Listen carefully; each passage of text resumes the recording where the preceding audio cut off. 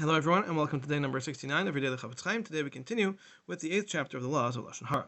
The Chofetz Chaim writes in halacha number 8, you should know that there are those who say that it is permissible to speak Lashon Hara about the Baalei Machlekes, those who are either starting or are heavily involved in fights and arguments.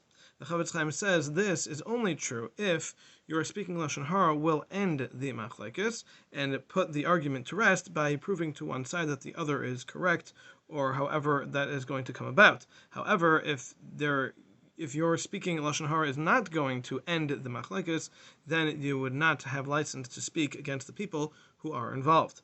In addition, even where it is allowed, there are still 3 criteria that need to be fulfilled. The Chofetz Chaim says, number 1, that the things that are in the Machlekes and the people who are involved in it needs to all be first-hand information that you have either witnessed yourself or that you were able to ascertain to be true, not that you simply are relying on what you've heard from others. Number 2, your intention needs to be for the purpose of ending the fight. And number 3, if there's any other way to put this to rest, rather than to speak negatively of others, then you need to take those options first. For example, if you were able to speak to one of the parties and explain to them how they are wrong, if they will listen to you, and that will end the machlekes, then that is permissible. However, if you are unable to do that because either you feel like if you try that and it doesn't work, then you'll lose your opportunity to end it, or if they simply won't listen to you, then if you fulfill the other criteria, you would be allowed to say the Lashon Hara in order to put the machlekes to rest. However, the Chofetz Chaim warns and says that it's still very, very important that you are positive that you are choosing the right side in this. If you are not sure and you just think that one side is right, then it is best to stay out of it and not get involved whatsoever.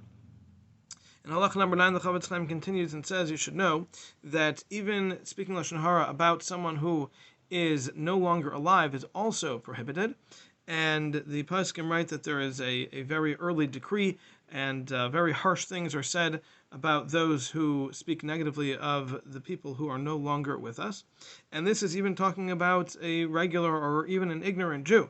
However, to speak about a Talmid Chacham after he has passed is significantly worse, and there is an excommunication that is the person who does this is subject to, as the Shulchan Aruch paskins, and the prohibition of degrading or belittling a Talmid Chacham is not only true of the Torah that they say, but it's even true of the person themselves, that a person is not allowed in any way to say anything degrading about a Talmid Chacham, and that is a significantly worse level of Lashon Hara.